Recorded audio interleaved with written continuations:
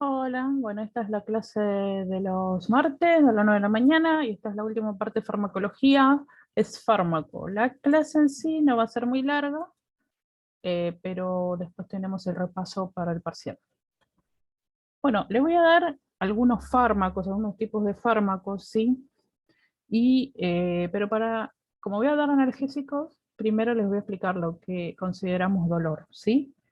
Como enfermero debemos saber que el dolor es una experiencia psicológica y emocional caracterizada por, eh, como ahí dice, sensaciones desagradables normalmente asociadas con un traumatismo o una enfermedad. A un nivel sencillo, el dolor puede observarse como un mecanismo de defensa que ayuda a la persona a evitar situaciones potencialmente dañinas y le anima a pedir ayuda médica. Bueno, quería comentarles que, bueno, como ahí dice, ¿sí? Ahí dice exactamente que el dolor es una experiencia psicológica y emocional, ¿sí? Cuando uno por lo general lo asocia con algo físico. Sí, el dolor también es físico, pero tiene que ver mucho más con lo psicológico y lo emocional, dado que cada persona vive el dolor de manera diferente. Puede ser según su cultura, según sus costumbres, según sus vivencias, y cada uno vive su dolor a su manera. Puede ser que una persona sea más tolerante y puede ser que una persona sea menos tolerante según su carga de vida. Si bien hay características genéticas, según algunas experiencias, algunas investigaciones, por ejemplo, las personas pelirrojas tienen mucho más sensibilidad al dolor que otras. Lo cierto es que hasta el día de hoy, todas las pruebas que se utilizan para medir el dolor son totalmente subjetivas, ¿sí? No hay un aparato como lo tenemos para medir la tensión arterial que nos va a medir la cantidad de dolor que está sintiendo el paciente, ¿sí? Tanto es así que fíjense que ahora les voy a mostrar la valoración y clasificación del dolor y las escalas que hasta el día de hoy se utilizan, en todas se necesita la participación de la persona, ¿sí? Ahí dice que es la reacción fisiológica al dolor, no, dice la reacción fisiológica al dolor, o sea, la reacción que tenemos es una experiencia subjetiva, ¿sí? O sea, siempre referente al sujeto, no es objetiva. ¿Sí? Y fíjense ustedes acá, la que nosotros, acá hay 5 escalas, pero la que usamos los enfermeros y por lo general los médicos también, es esta, la escala numérica. Simplemente le decimos al paciente, del 1 al 10, ¿cuán intenso es su dolor? En una escala en que el 0 es sin dolor y el 10 es del máximo dolor. Entonces el paciente le va a decir, me duele un 3 o me duele un 10, o me duele un 7. Y entonces uno va a pensar con lógica que es leve del 0 al 2, entre el 3 y el 7 decimos que es moderado, ¿sí? Obviamente vemos acá, obviamente que si va a tirar más para el 3 es menos, más para el 7 es más, y entre el 8 y el 10 consideramos un dolor intenso, ¿sí? Después está ahí arriba la escala analógica visual EVA, dice, ¿sí? Que también podemos utilizar cuando el paciente no se expresa, ¿sí? Y entonces le podemos mostrar esta escala, esta regla, para que nos indique con el dedo cuál es la escala que él siente de ese dolor, cuál es la intensidad del dolor que está sintiendo. Por otro lado, también podemos verle el rostro al paciente para que nosotros interpretemos ese dolor, ¿sí? Todas las otras escalas pueden leerlas a ustedes tranquilamente, que yo se las, acá están, ¿sí? Pueden frenar el video y verlas, y se van a dar cuenta que son similares, ¿sí? Por lo cual no las voy a repetir una tras otra. Pero quiero que sepan que todas tienen que ver con la interacción del sujeto, ¿sí? A todo esto, vamos a decir que hay dos tipos de dolor. Así como hay enfermedades que son agudas y crónicas, el dolor también puede ser agudo o crónico. ¿Y qué es un dolor agudo? Es un dolor intenso que aparece durante un periodo de tiempo definido, normalmente desde que se produce una lesión hasta que ésta se recupera. Por ejemplo, me quebré una pierna, eh, se sanó, hice bien el tratamiento, no tuve complicaciones, el dolor desapareció al tiempo. o mejor puedo decir un esguince, porque a veces los traumatismos son más, las fracturas son más complejas y tienden a ser más dolores crónicos. Pero hace de cuenta que dije un esguince de tobillo. Hice bien las cosas, me recuperé, el dolor desapareció al tiempo, con la medicación, con el tratamiento, etc. Fue un dolor agudo o un dolor de cabeza. O tuve COVID y se me pasó y después ya no me dolió la cabeza. Sin embargo, hay otros dolores que son crónicos y son aquellos que persisten durante más de 6 meses, ¿sí? Que puede ser justamente por cualquier razón que sea, eh, cualquier sea el origen, si dura más de 6 meses es un dolor crónico. Para ambos hay tratamientos, ¿sí? Hoy día no se justifica que las personas soportemos dolores innecesarios. Por lo cual, vamos a decir que debemos acudir al médico porque la medicación para el dolor agudo no es la misma que para el dolor crónico, ¿sí? Y que a pesar de que mucha gente le tiene miedo a las adicciones, cuando están bien administradas y controladas, no hay por qué estar sufriendo el dolor teniendo a mano hoy día tanta buena medicación para paliar esta situación. Y así, una vez sabiendo lo que es el dolor, vamos a pasar a los analgésicos, que son justamente las drogas que utilizamos para calmar el dolor. ¿Sí? Y vamos a decir que no todos los analgésicos son iguales, porque cada una tiene sus propias ventajas y desventajas y también sus riesgos, ¿sí? Cada persona responde de forma diferente a los analgésicos. Por eso debemos estar siempre atentos una vez que los administramos a la reacción del paciente, ¿sí? Y se dividen en dos grupos. Por un lado están los narcóticos y opiáceos, que son aquellos que son derivados del opio, ¿sí? Los opiáceos son los derivados del opio. El opio es una flor, ¿sí? Que es el que nos brinda la morfina y la codeína. Como vemos ahí, el opio contiene entre el 9 y el 14% de morfina y el 0,8 al 2,5 de codeína. Estas son sustancias naturales, ¿sí? Que llamamos opiáceos. Y son narcóticos, quiero decir, sí, son narcóticos también, porque se usan indistintamente. Ahora les voy a explicar. Son analgésicos sumamente fuertes, se utilizan por lo general en el ámbito hospitalario, necesitan una prescripción médica, ¿sí? Y como dice ahí, también están los narcóticos, ¿sí? Pero son términos que si bien se utilizan indistintamente, cuando hablamos de narcóticos, por lo general, estamos hablando también no solamente de los fármacos como la morfina, ¿sí? Que aparte de producir la analgesia, deprimen el sistema nervioso central, SNC quiere decir sistema nervioso central, ¿sí? Sino que también estamos hablando de otros narcóticos que pueden ser naturales o sintéticos, como las drogas ilegales, ¿sí? Por ejemplo, la marihuana, que es de origen natural, ¿sí? Pero también está la cocaína, que si bien tiene un origen natural, está sumamente procesada, o la heroína, o LSD, o cualquier otro tipo de droga ilegal, ¿sí? Que son todos altamente, todo lo que tienen en común es estos que son altamente adictivos. De hecho, hay gente que es adicta a las drogas legales, por lo cual tenemos que tener mucho cuidado cuando manejamos este tipo de medicamento en una guardia, porque muchas veces ocurren que se las roban. De hecho, hay gente que es personal de salud que también es adicta a este tipo de drogas, por lo cual cuando utilizamos este tipo de analgesia, debemos estar sumamente atentos para no caer en una situación que nos comprometa legalmente. Por otro lado, tenemos los narcóticos, ¿sí? Los no narcóticos. Los no narcóticos, también llamados AINES, que son los analgésicos antiinflamatorios no esteroides, como dice acá, comprenden una alta lista de sustancias, ¿sí? Y son los calmantes más usados en los botiquines, como la aspirina, el ibuprofeno, la novalgina. Es algo que por lo general todo el mundo ha utilizado. Tengan cuidado porque hay gente que es alérgica a los AINES, ¿sí? Y muchas veces estos pacientes no lo saben.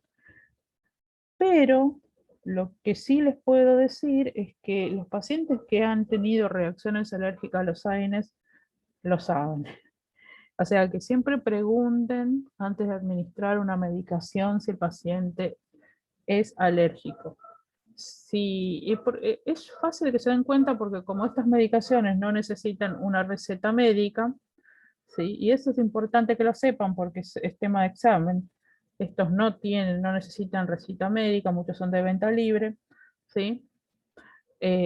Por lo general, acá por lo menos en la Argentina, los tomamos indistintamente y esas personas suelen tener reacciones alérgicas y suelen terminar en el médico, ¿sí? Perdón los ruidos de los perros, eso no lo puedo manejar. Como dice acá, están disponibles en muchas formulaciones diferentes, incluso algunas están diseñadas para niños, ¿sí? Son seguros y producen efectos adversos solo en altas dosis. Vamos a ver si puedo cortar un poquito poner en pausa la grabación para que paren de largar los perros y después sigo. Bueno, de vuelta.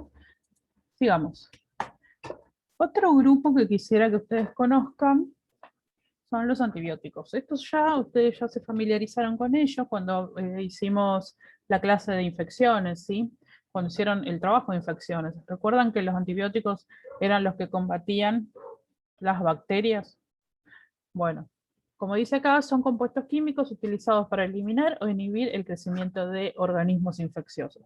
Pero obviamente que estamos hablando de las bacterias. Quiero aclarar que acá dice crecimiento de organismos infecciosos porque si bien los antibióticos también se pueden utilizar para los hongos, porque los antifúngicos en realidad son antibióticos muy fuertes, ¿sí? Es preferible que entiendan que los antibióticos se utilizan para las bacterias, porque si no se van a hacer una ensalada, ¿sí? Y hay dos tipos de antibióticos, están los bacteriostáticos y los bactericidas. Los bacteriostáticos bloquean el crecimiento y la multiplicación celular. ¿Qué quiere decir esto?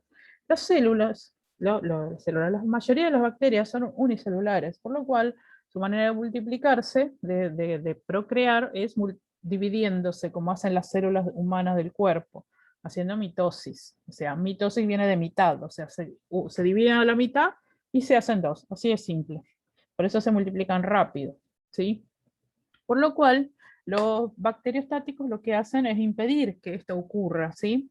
Y por otro lado están los bactericidas, que si podemos asimilarlo con otra palabra, por ejemplo, homicida o femicida, ¿sí? Quiere decir que es capaz de matar o eliminar las bacterias, ¿sí? Por eso vamos a decir que por un lado los bactericidas van a eliminar o matar las bacterias y los bacteriostáticos van a impedir su crecimiento y su multiplicación. Simplemente eso. Entre todos los antibióticos vamos a hablar de estos tres tipos de antibióticos, ¿sí? Por un lado las penicilinas, ¿sí? Es un grupo de los más antiguos, de hecho creo que es el segundo antibiótico que se descubrió, ¿sí? Lo descubrió Fleming, es muy conocido, en la primera mitad del siglo pasado, ¿sí? Antiguamente las personas morían de infecciones. Luego del descubrimiento de los antibióticos, la gente dejó de morirse de infecciones o se empezó a morir menos de infecciones, aumentó la expectativa de vida y empezaron a emerger todas las enfermedades crónicas, como la diabetes, colesterol alto, hipertensión arterial, las cuales ustedes están también familiarizados por los trabajos prácticos que hemos realizado, ¿no? Pero antiguamente, cuando Fleming descubrió los antibióticos, fue una revolución, ¿sí? Y vamos a decir que estos antibióticos, más allá de la anécdota, ¿sí? Estas penicilinas, ante los gram positivos, funcionan como bactericidas. ¿Se acuerdan que, si no se acuerdan y quieren volver, aunque no se los voy a tomar, ¿sí? Si quieren volver a la clase de infecciones, allá por la clase 5 creo que era, y se fijan los gram positivos y los gram negativos, que bajo el microscopio son de diferente color. Bueno, Ante los gram positivos es un bactericida, con excepción de los estreptococos, ¿no? Por los cuales, enterococos quiero decir, contra los enterococos es un bacterostático, ¿sí? Dice acá que posee pocos efectos colaterales y cuando aparecen producen, por ejemplo, erupciones cutáneas, fiebre y shock anafiláctico.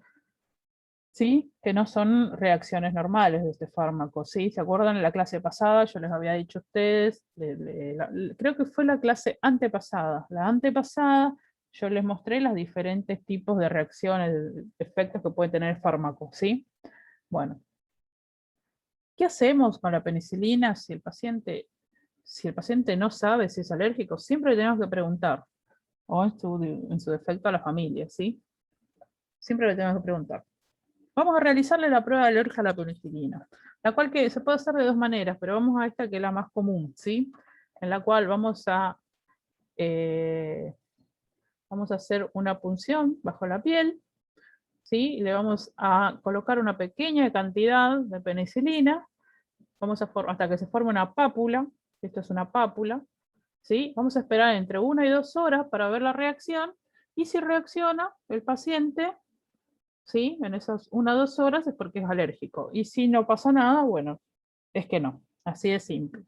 ¿Sí? Y con eso le evitamos al paciente un mal trago. Si el paciente resulta ser alérgico, el médico se le informará al médico y le cambiará la medicación por otra cosa. Otro grupo que quiero que conozcan es el de las cefalosporinas, ¿sí? También es muy común, por ejemplo, las falexinas, la más común, ¿sí? Estos son antibióticos bactericidas, o sea, capaces de eliminar las bacterias, ¿sí? Y se pueden dividir en primera, segunda, tercera y cuarta generación, como casi todas las medicaciones. ¿Y a qué me refiero con esto? Que la primera generación son los más antiguos y la cuarta generación son los más nuevos. O sea que se supone que van mejorando, por lo cual está bueno siempre poder tener acceso a las que son de la última generación, ¿sí? Como los celulares, por ejemplo. ¿Sí? Y se pueden emplear en el tratamiento, por ejemplo, de meningitis o como profilaxis en cirugía ortopédica, abdominal y pélvica, pero se utilizan para diferentes tipos eh, de infecciones en cualquier tipo de situación. Y luego voy a solamente nombrar algunos antibióticos para el tratamiento de la tuberculosis, ¿sí? Por ejemplo, la isoniazida, la rifampicina, el etambutol y la piracinamida, ¿sí? Sepan estos 4 antibióticos que son para el tratamiento de la tuberculosis, ¿sí?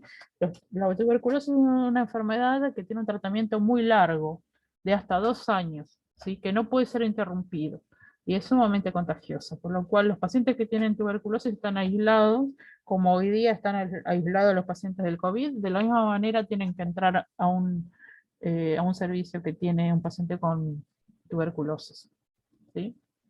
Es una enfermedad que se va desarrollando muy lentamente, pero que cuando por lo general se dan cuenta, el paciente ya está muy avanzado, ¿sí? Y se forman cavernas en los pulmones, es muy grave. Bueno, sigamos. Por último, quiero mostrarles los fármacos para la diabetes, que ustedes también ya están familiarizados, dado a que hicieron, ¿sí?, el trabajo de diabetes, tanto el 1 como el 2, ¿sí? Todavía yo no les di la clase de diabetes, pero ambos saben, están familiarizados con las dos medicaciones. Y si no, acá les estoy por dar. Es muy sencillo. Para la diabetes tipo 2, ¿sí?, utilizamos los hipoglucemiantes orales, ¿sí? Estos no son insulino dependientes, ¿sí? Se utilizan pastillas. Por eso son hipoglucemiantes orales, porque son de oral, ¿sí? Y nos vamos a encontrar con 2 tipos. La primera es la metformina, ¿sí? Como dice ahí, el lugar de acción es el hígado, ¿sí? Uno ingiere la metformina y va a metabolizarse en el hígado. ¿Y cuál es la función? ¿Recuerdan que yo siempre les comento que para generar energía dentro de la célula, ocurre la respiración celular, la cual es que la mitocondria utiliza la glucosa para generar energía en el cuerpo, ¿no? Bueno, ¿qué ocurre cuando la glucosa, a falta de tener insulina? La insulina es como una patita, como una llavecita o como una puertita, como no sé cómo, bueno, vamos a decir que es eso, que es como una llavecita para entrar a las células, o como un ganchito que va a ingresar a la célula de la glucosa. Si, no, si falla la insulina, que es esa puertita, la glucosa, por más que esté afuera, no puede entrar a la célula, por lo cual la célula no tiene glucosa para transformarla en energía. ¿Sí? La mitocondria no tiene, por más que tenga oxígeno, no tiene glucosa, no puede generar energía, por lo cual los pacientes que tienen diabetes suelen tener fatiga, o sea, estar siempre cansados, porque no pueden, por más que tengan el azúcar en la sangre, no la pueden usar. ¿Sí? A falta de la insulina o teniendo una insulina deficiente. ¿Sí? Que por lo general la diabetes tipo 2 es de la insulina deficiente. ¿Sí? No están bien. Entonces, ¿qué hace el cuerpo?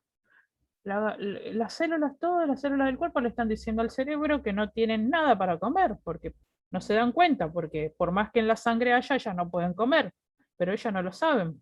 Entonces le dicen al cerebro, cerebro, tenemos hambre, por favor, dale una señal al hígado para que empiece a fabricar glucosa. Entonces, ¿qué hace el hígado? Empieza a usar. ¿Se acuerdan que yo les comentaba que cuando la grasa supera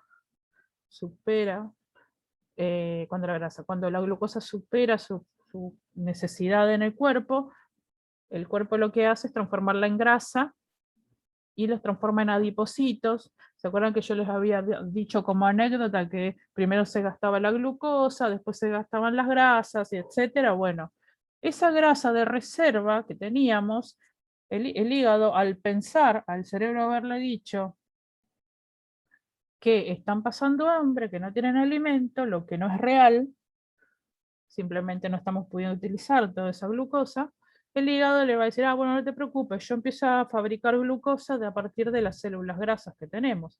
Entonces el hígado empieza a generar glucosa. ¿Sí? ¿Qué va a hacer la metformina? Va a inhibir esta función, va a no permitir que el hígado libere esa gran cantidad de glucosa. Porque imagínense, ya tenemos un montón de azúcar en la sangre que no puede ingresar a la célula para ser gastada. Si el hígado sigue fabricando glucosa pensando que no tenemos para comer, ¿qué va a hacer? Va a generar más azúcar en la sangre aún.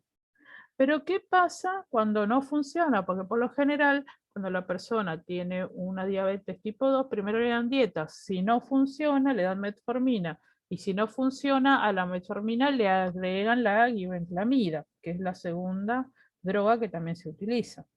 ¿Y qué va a hacer la glibenclamida? Va a funcionar en el páncreas. Ustedes saben que la insulina se genera en el páncreas, ¿sí? Y esta glibenclamida va a ayudar al páncreas a producir más insulina. Por lo cual, ahora sí la célula va a tener cómo meter esa glucosa dentro de la célula para que utilice la energía, fabrique la energía. ¿Sí? Entonces, por un lado, la metformina va a impedir, ¿sí?, que el hígado libere más glucosa, ¿sí? Y la glibenclamida va a hacer que el páncreas produzca más insulina, por lo cual se supone que con esto, más la dieta, más el ejercicio no es adrede, es para gastar esa energía. Recuerden, ¿a dónde tenemos mitocondria? En los músculos. ¿Por qué? Porque el músculo necesita mucha energía para el movimiento. Cuanto más movimientos hacemos, más gastamos energía, más trabaja la mitocondria, más utiliza la glucosa para transformarla en energía. Por lo cual, cuando hacemos ejercicio no es para generar músculo, es para gastar esta glucosa, ¿sí?, que está toda liberada en nuestra sangre. Y una vez que tomamos la glibenclamida, en el caso de la insulina, de la diabetes 2, nuestro páncreas supuestamente va a generar más insulina y por lo cual nosotros vamos a utilizar esa energía. Espero que lo hayan comprendido. Pero ¿qué pasa si en vez de que tu cuerpo esté generando poca insulina o insulina que no sirve, qué pasa? ¿Cómo hacemos? Cuando ya directamente el páncreas está completamente dañado, las células del páncreas, que se llama, que están en los islotes de Leigh, creo que se dicen, eso no lo puse acá, pero lo van a ver en la clase de diabetes, que le voy a hacer después del examen. Se van destruyendo, eso ocurre por lo general en pacientes más jóvenes, y nuestro páncreas ya directamente no fabrica insulina, o muy poquitita. ¿Qué pasa? Y ahí vamos a tener que recurrir a otro método, porque no es lo mismo, no es la misma situación. En el otro, nuestro cuerpo sí genera, no está dañado nuestro páncreas. En este caso, de la insulina dependiente, la del tipo 1, acá puse mal, esperen un poquito. No sé por qué puse lo mismo que había en el otro. Vamos a borrarlo ahora mismo, porque si no, después termina una confusión de aquella. Esperen un segundito. Ahora sí lo arreglé. Se utilizan para el tratamiento de la diabetes tipo 1. La insulina se utiliza para el tratamiento de la diabetes tipo 1, que es insulino dependiente. ¿Y qué es lo que ocurre acá? En la diabetes tipo 1 lo que ocurre es que, como yo les había dicho, que las células del páncreas se ven dañadas y no producen más insulina, dejan de producir o producen muy poco. Por lo cual necesitamos sí o sí meter insulina a nuestro cuerpo. ¿Y cómo va a ocurrir? Y acá, como dice, es una curiosidad, dice, la insulina estuvo disponible como medicación por primera vez en 1922, y antes de esa fecha los enfermos de diabetes tipo 1 no podían mantener glucemias normales, por lo cual sufrían numerosas complicaciones y normalmente morían muy jóvenes. Hay fotos muy impresionantes de las familias esperando que se mueran sus hijos, jovencitos, criaturas, porque no había nada, no había nada para ellos, no había esperanza. Así que bueno, vamos a decir que hay diferentes tipos de insulina, ¿sí? De diferentes orígenes. Por ejemplo, como dice ahí, la bovina, que difiere de la humana solo en 3 aminoácidos, o sea, prácticamente nada. La porcina en 1, o sea, son mucho más parecidos al cerdo que al buey, ¿sí? Y después también hay las que están, las que vienen del humano, ¿sí? Después ahí dice insulinas de procedencia animal, que tiene la misma efectividad que la humana, ¿sí?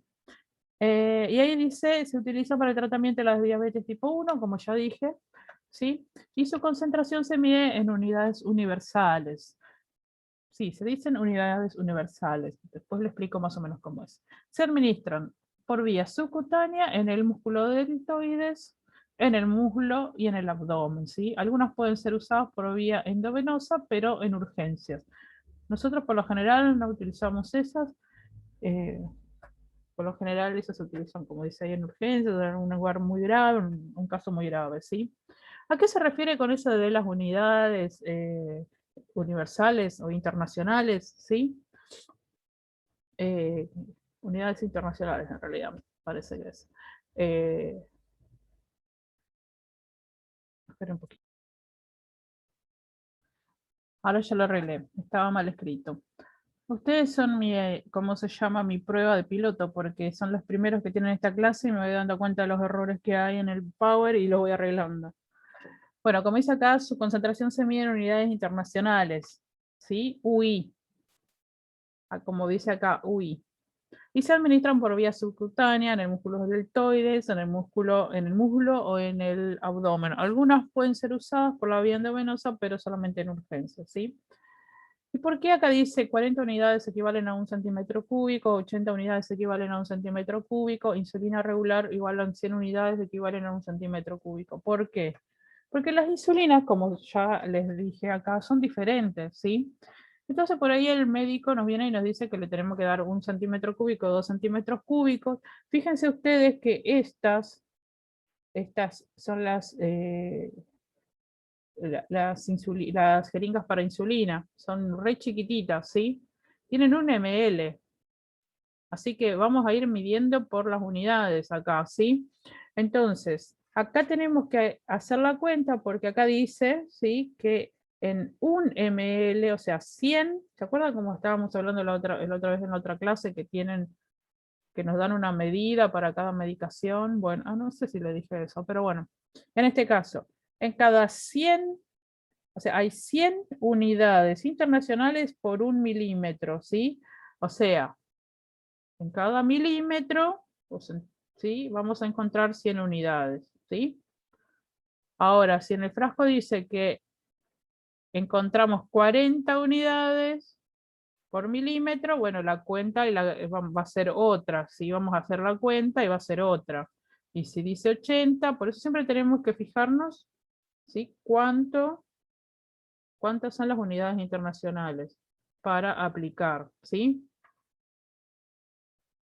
Bueno, finaliza la clase. Lo que yo quiero que ustedes se fijen, y ahora cuando vean la clase van a decir, profe, pero bueno, ¿por qué no lo puso en la pantalla? Bueno, en el PDF que yo les mandé hay un cuadrito que dice cómo son las insulinas y los diferentes tiempos, que eso está la rápida, ¿sí?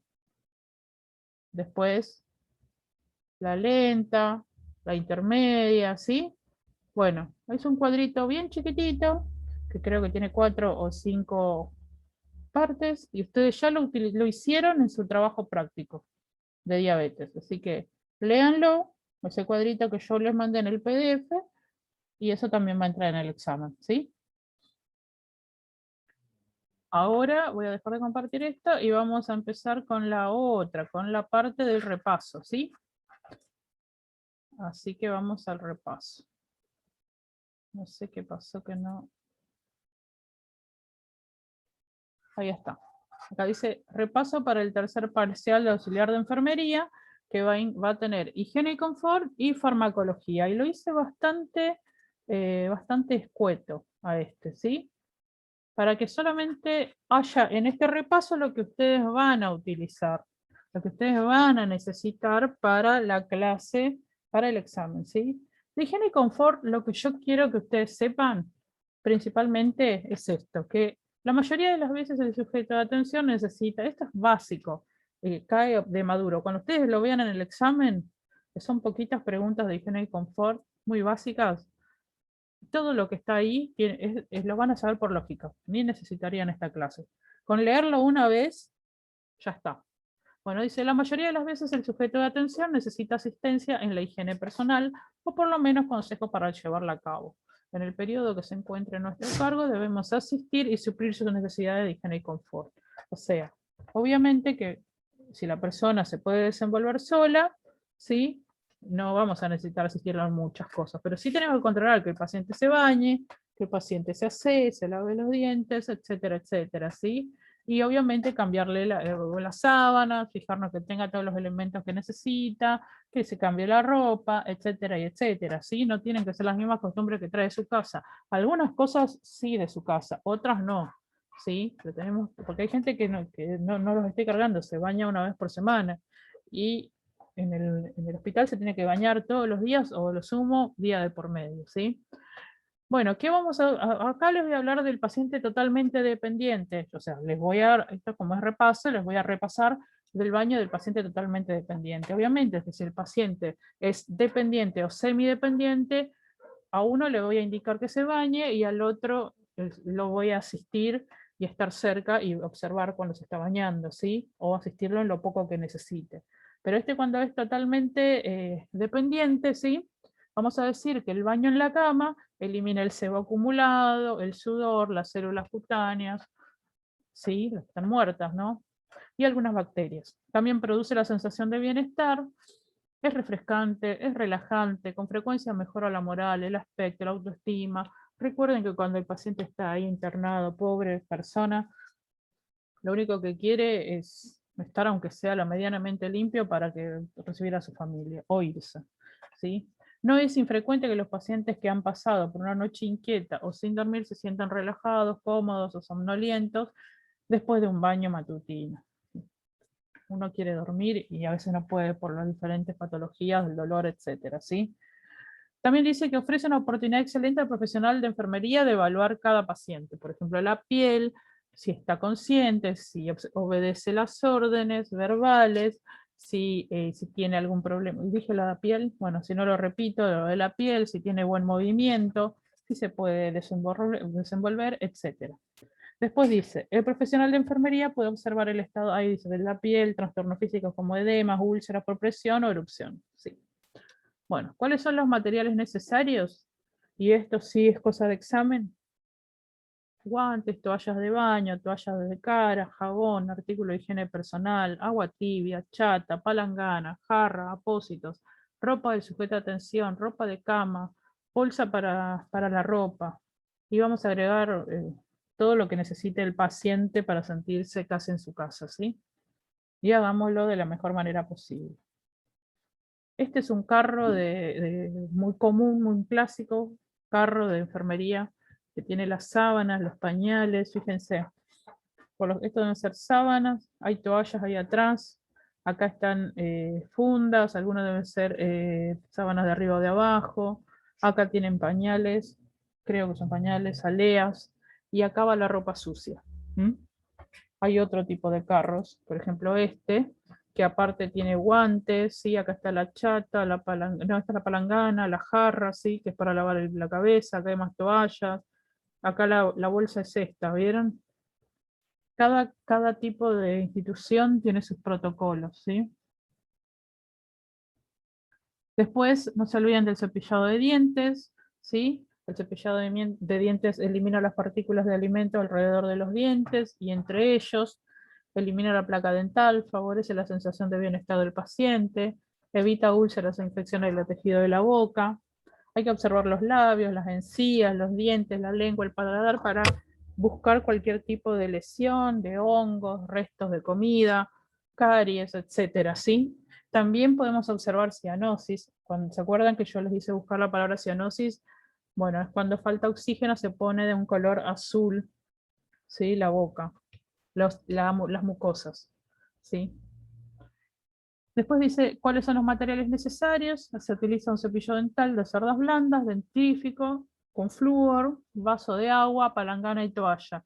Y en el caso de los pacientes que son más dependientes, también vas a utilizar un aspirador con una boquilla, ¿sí? Que esto yo les había mostrado también en la clase de higiene confort. Para el que no la vio puede volver y verla en YouTube, ¿sí? Que va aspirando, porque que el paciente esté inconsciente no significa que no le vamos a lavar la boca, ¿sí? Le vamos a lavar de igual manera, pero va a tener el aspirador como lo tienen los dentistas, se lo colocamos ahí, y mientras nosotros le vamos lavando, eso va aspirando, está conectado a un aparato, a un aspirador.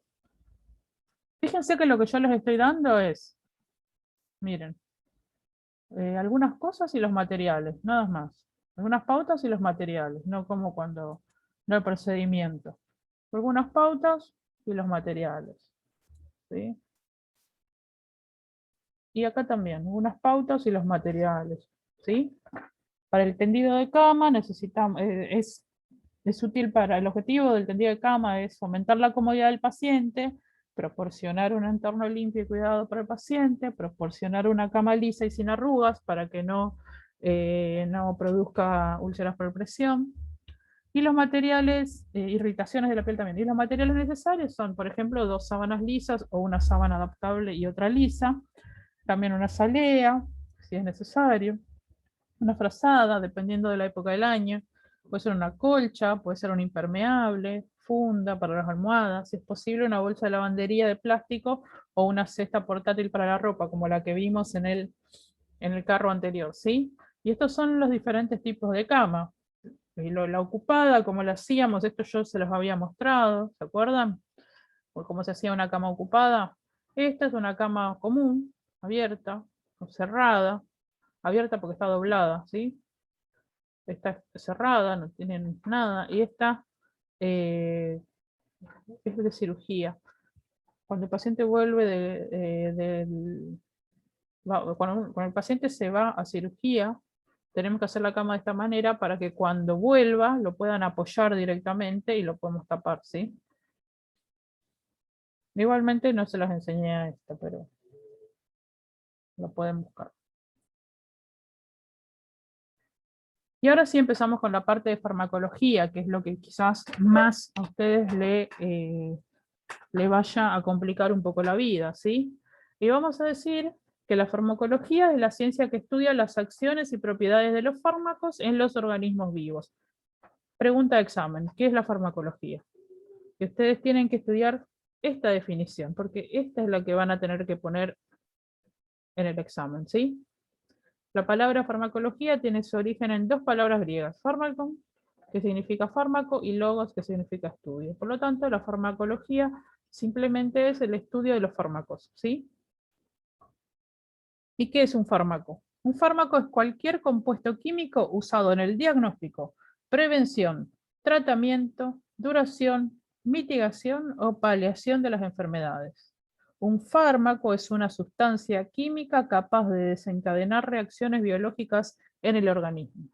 Estas dos definiciones van en el examen, así que me las aprenden de memoria o la asimilan de alguna manera para que cuando vaya a entrar en el examen, lo hagan el examen, aunque sea lo puedan reconocer.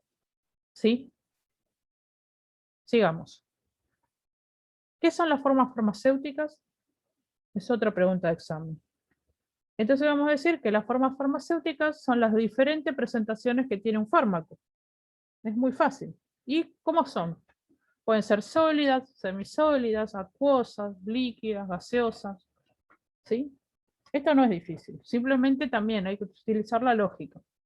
Cuando lo vean en el examen, no es difícil. Simplemente si ustedes lo leen y ven este video, tienen que aprobar. Vamos a decir que entre las sólidas, fíjense que yo disminuí un montón lo que era el PDF que les mandé.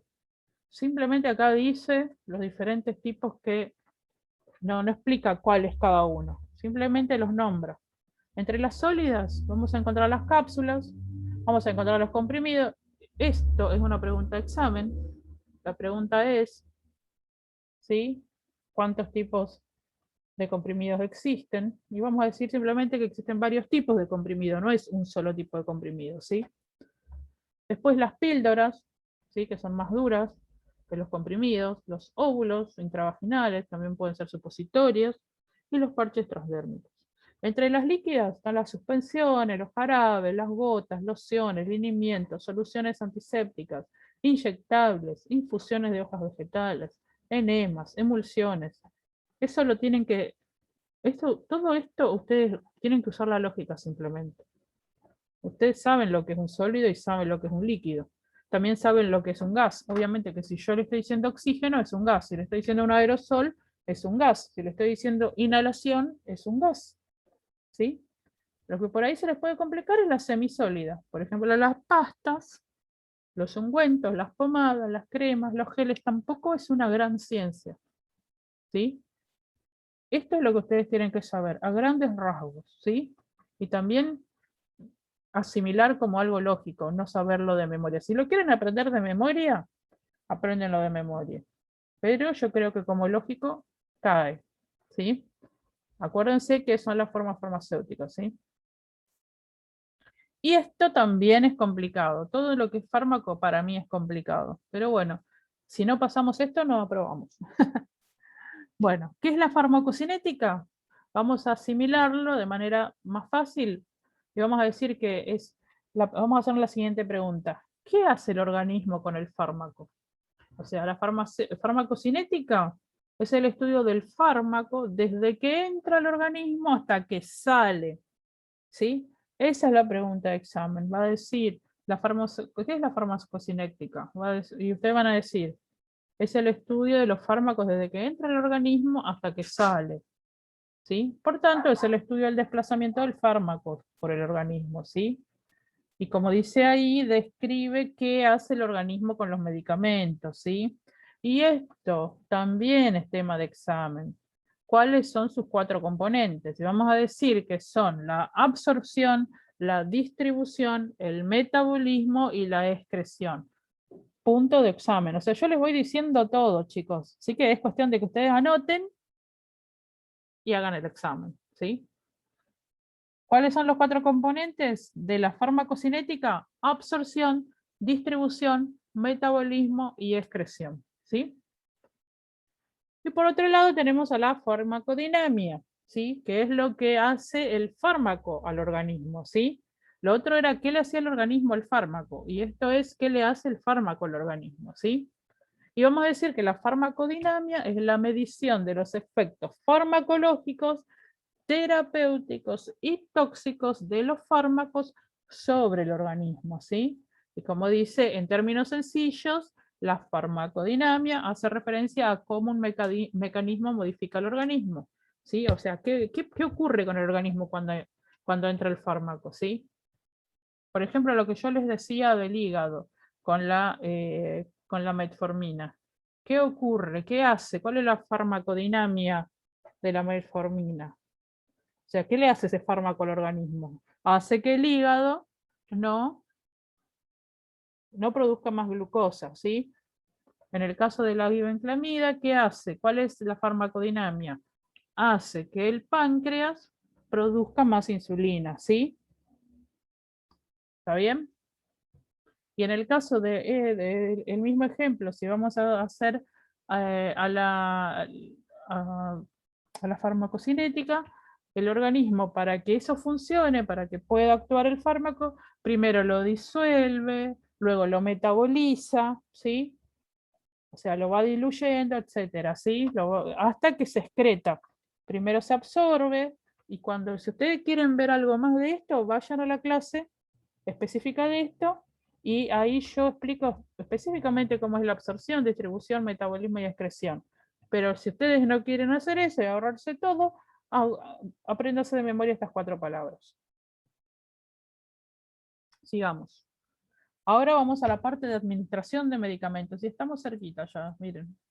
Estamos terminando, ¿sí? Ya ahí va a terminar ya. Así que volvemos. Y vamos a decir que la administración de medicamentos puede ser por varias vías y cada vía tiene una absorción distinta. Entonces, esto que parece solamente un título también es tema de examen. Así que van a recordar que cada vía tiene una absorción distinta, ¿sí? Cada vía tiene una absorción distinta. Y eso también en la clase que di específica de esta lo expliqué. Que en la boca, cuando es oral, tiene un tipo de absorción, luego si es sublingual es más rápido porque ahí hay ¿cómo se dice? Hay muchos capilares sanguíneos, se absorbe directo a la sangre. También les dije que cuando es intravenoso es mucho más rápido, intramuscular tiene otra absorción, ¿sí? Cada una es diferente, ¿sí? Bueno, y recordemos que puede ser oral, la oral obviamente que se divide como bucal, ¿se acuerdan? Bucal, sublingual, bla, bla, bla. Bueno, pero en este caso oral, parenteral y tópica, ¿sí? Recordemos, la parenteral es toda la que traspasa la piel y la tópica es la que aplicamos en piel o mucosas. ¿Ah? A la hora de medicar debemos realizar la triple verificación del fármaco. Recuerden, controlar, como dice acá, hay que controlarlas en estos 3 momentos, ¿sí? Durante el almacenamiento, cuando agarramos del almacenamiento, durante la preparación y antes de guardarlo o tirarlo. ¿Se acuerdan cuando les mostré el videíto? Sí, que fue en la clase pasada virtual. ¿Se acuerda que había una persona que estaba sacando de la heladera? ¿Sí? Estaba sacando de la heladera la vacuna, primero miraba, bueno, comprobábamos si el almacenamiento era adecuado, por ejemplo, como la vacuna necesita una refrigeración específica, se fijaba si estaba bien refrigerado, después se fijaba, lo preparaba adecuadamente, lo miraba, y antes de guardarlo y desecharlo también hay que mirarlo, a ver si, ¿qué miramos? Miramos la fecha de vencimiento, si el fármaco está turbio, si cambió de color, etcétera, y si estaba bien conservada la droga. Esas 3 cosas tenemos que fijarnos siempre en esos 3 momentos, ¿sí?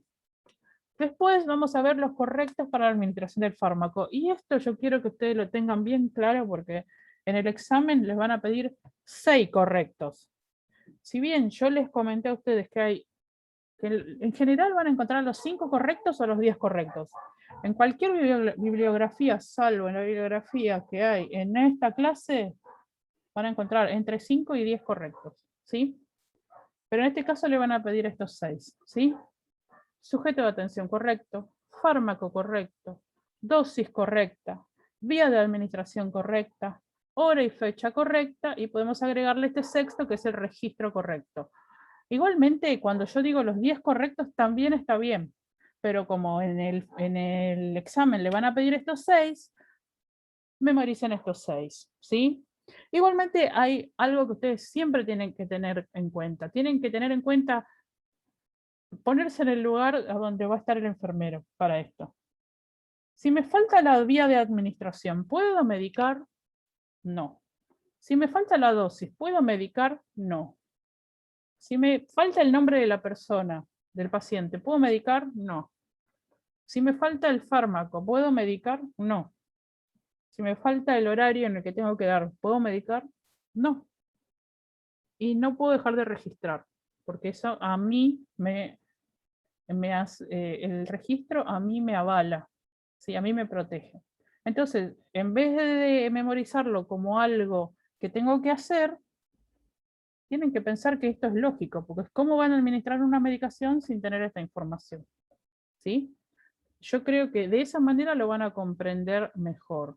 Cuando vean el examen, ustedes van a tener el examen a mano en ese simulacro, recuerden de esto. Piensen cada uno de los ítems como que acá me falta algo. Voy a poder medicar con esto? ¿O me falta algo? Y así lo van a entender, ¿sí? Y esto me había preguntado una de las compañeras y yo no se lo contesté adecuadamente. Porque yo estaba confundida con una gota. Entonces, cuando la compañera me preguntó, ¿sí?, cuál era el volumen, ¿sí?, cuál era el volumen que entraba, cuánto entraba en un ml, cuántas gotas entraban en un ml, ella me dijo centímetro, yo le dije 10. Estaba súper confundida, ¿sí?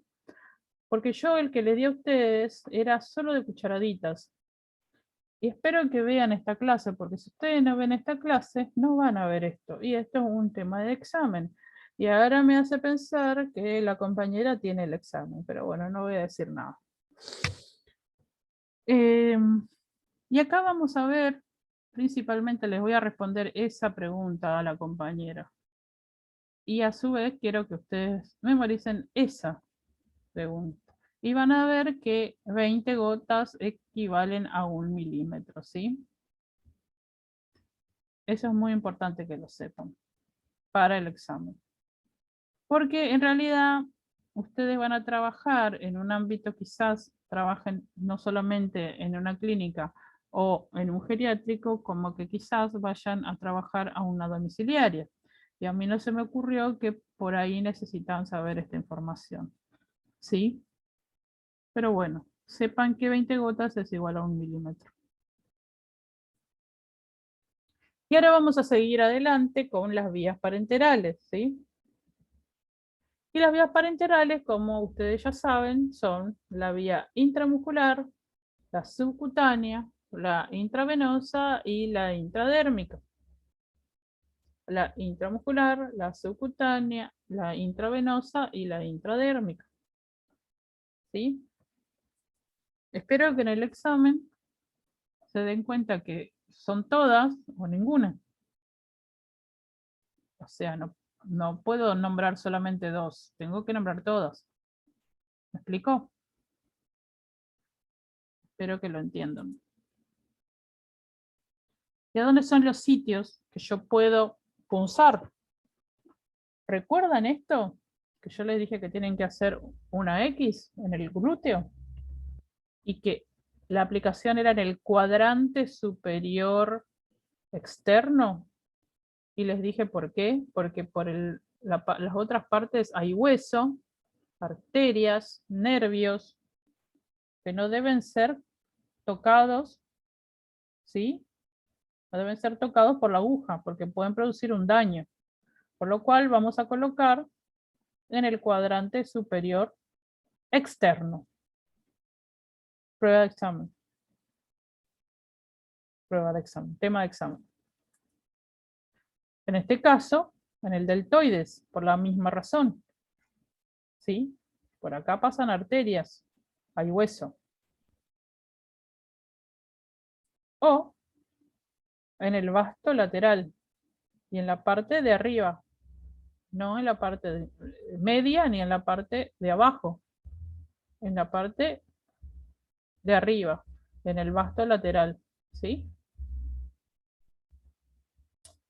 Por último, les voy a mostrar, y esto es lo último, no, lo anteúltimo, les voy a mostrar la técnica de nuevo, la técnica de venopunción, porque lo que les van a pedir en el examen, lo que les voy a pedir en el examen son los pasos, ¿sí? Así que miren tranquilamente este video, son 2 minutos. Se está presentando simplemente, yo sé que ustedes no lo oyen, lo voy a pasar un poquito. Bueno, recuerden que se tienen que lavar las manos, ¿sí? ¿Recuerdan eso? Y se está lavando con una rapidez tremenda, pero está haciendo todos los pasos. Luego se va a colocar los guantes. Se nota que lo que ella tenía era una espuma o alcohol. Ahí está buscando la vena, en este caso no la arteria, sino la vena. Una vez que encontró la vena, lo que va a hacer es va a anudar ahí, va para cortar la circulación de la sangre, va a colocar, en este caso puso un guante, porque eso es lo más clásico, pero si tienen un lazo o una goma también. Ahí le está pasando un montón de veces, yo les digo que no, ustedes le tienen que pasar una sola vez el algodón, pero ese error es muy común. Recuerden que siempre les digo que es muy común. En este caso va a extraer sangre, por lo cual es una venopunción. Lo va a colocar entre 30 y 45 grados, encontró la vena y ahí está extrayendo la sangre. Una vez que extrae la sangre, suelta el lazo, porque si no cuando lo sacas a la aguja se te va a manchar el uniforme por la presión, y ahí el paciente tiene que tener por 3 minutos bien apretadito. Fin. Luego, obviamente, va a colocar la sangre. Obviamente que eso que hizo de apoyar ahí no está bien, pero directamente lo va a ingresar a la sangre en el tubo de ensayo, que ya es para análisis. Va, supongo que a descartar la aguja, no lo está haciendo, para mí está mal. Tendría que tener un descartador, descartar la aguja siempre, no encapuchar nunca, ¿sí? Y bueno, rotular el frasquito. Bueno, seguimos. Recuerden esa técnica porque es una de las preguntas de examen, ¿sí? Y por último, que creo que sí ahora... no, mira, no hay más. Cierto que yo les tengo que dar el repaso de todo. Yo me estoy acordando que a pesar de que ya les di recién la clase, les tengo que dar el repaso de todo. Pensé que terminaba acá. Bueno, esto yo se lo di la clase pasada.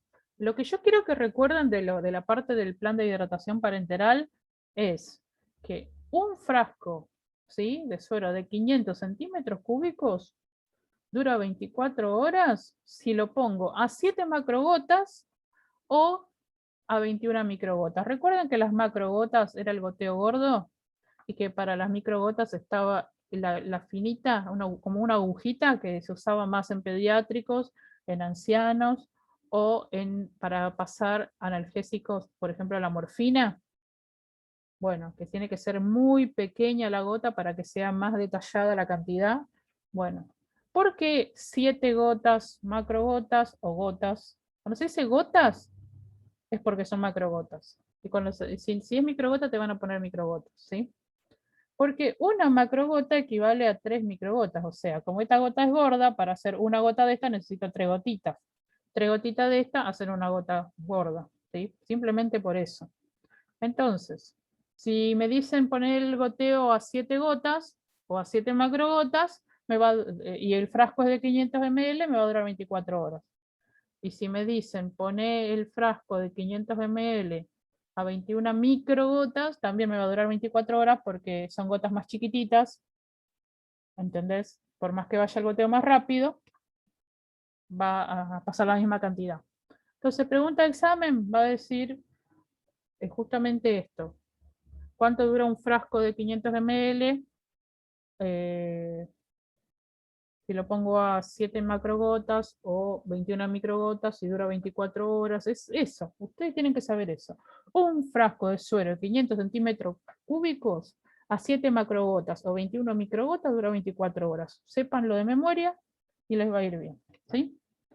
Y después dice, se denomina plan de hidratación parenteral o goteo a la administración de una solución estéril por vía parenteral, endovenosa o intravenosa. El procedimiento se realiza mediante un catéter o una aguja conectados a un tubito plástico llamado guía de suero que se introduce en el frasco sachet que contiene el líquido. Muy fácil de entender, yo no lo voy a explicar. Y ahora vamos a repasar lo que les di recién, ¿sí? Recuerden que los analgésicos, ¿sí? Pueden ser narcóticos y opiáceos o no narcóticos o AINES, ¿sí? Que son los analgésicos antiinflamatorios no esteroides. Como recién se la di, no voy a ser tan puntillosa. Lo que ustedes tienen que saber de los opiáceos, que son fármacos similares a la morfina, que producen analgesia y depresión del sistema nervioso central, ¿sí? Y son de exclusiva prescripción médica, ¿sí? Prescripción médica. Y su uso más frecuente es en sujetos hospitalizados. Y acá está, quise colocarle la foto del opio, ¿sí?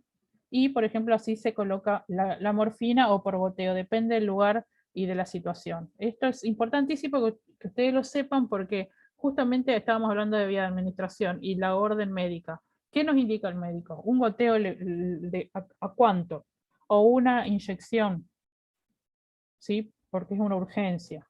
Siempre tenemos que tener la vía de administración, la cantidad, el nombre del fármaco, ¿sí? Todo, el tiempo, la cantidad que tenemos que administrar, todo tiene que estar en la receta. Y después, por parte de los analgésicos antiinflamatorios no esteroides, que son los no narcóticos, tenemos que decir que son una larga lista de sustancias que son calmantes usados, los más usados en los botiquines, o sea, los más comunes, y que se obtienen sin receta médica, ¿sí? Sin receta médica. Hago hincapié en eso, ¿sí? Por ejemplo, son la novalgina, la aspirina, el ibuprofeno, etc. Sigamos. Después de los antibióticos, tengo que saber la definición, que son los compuestos químicos utilizados para eliminar o inhibir el crecimiento de los organismos infecciosos, ¿sí? Y que son producidos por diferentes tipos de microorganismos, por ejemplo, bacterias, hongos, o sea, son obtenidos a partir de esto, ¿sí? Y son capaces de suprimir o destruir otros gérmenes. Pero principalmente sepan que son compuestos químicos utilizados para eliminar o inhibir el crecimiento de organismos infecciosos, ¿sí? En este caso, bacterias. Por eso es la foto de las bacterias. Eso tienen que saber los antibióticos.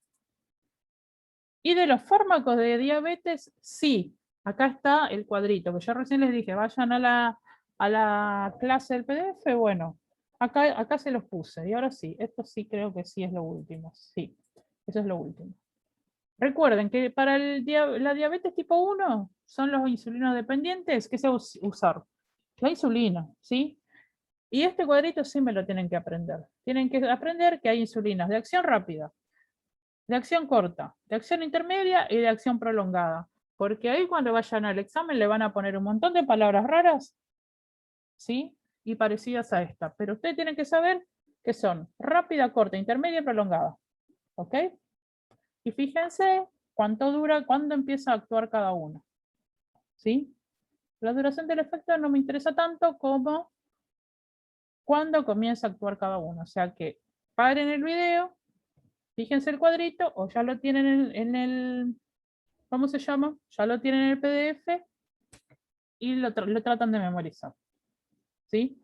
Después recuerden cómo se coloca, que se coloca en los diferentes sitios, ¿sí?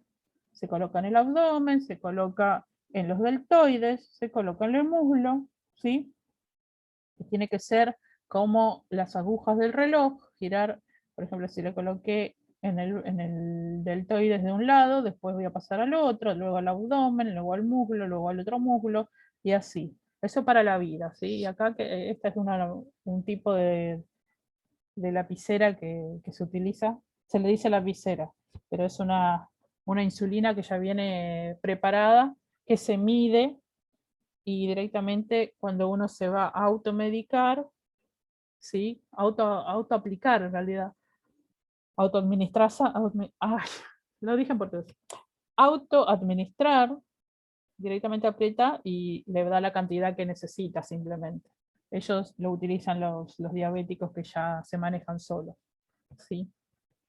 Y por otro lado, la diabetes tipo 2 son los no insulinodependientes y utilizan los hipoglucemiantes orales, que hoy ya se los dije, pero se los repito, como la metformina, la glibenclamida, y la metformina actúa en el hígado y no permite que el hígado libere la cantidad de glucosa, y la glibenclamida trabaja en el páncreas y ayuda al páncreas a producir más insulina. Chicos, fin, fin. Este repaso tiene todo lo que ustedes necesitan saber.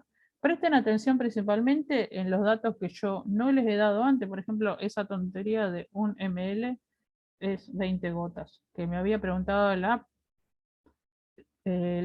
¿cómo se llama? La compañera, y me parece que la compañera ya sabe la que va en el examen, porque yo no sabía que estaba esa pregunta, porque es muy poco relevante, no entiendo por qué está en el examen, pero bueno, está. Así que bueno, les dejo un saludo, espero que les vaya bien, que vean el video, que puedan hacer el simulacro de examen. Recuerden que la semana que viene yo quiero que tengan hecho también los ejercicios, porque si ustedes no hacen ese ejercicio, no importa, se los dejo para dentro de 15 días más, pero vamos a hacer de otra manera ya, porque quiere decir que no fue muy bien. Bueno, les dejo un saludo. Chao.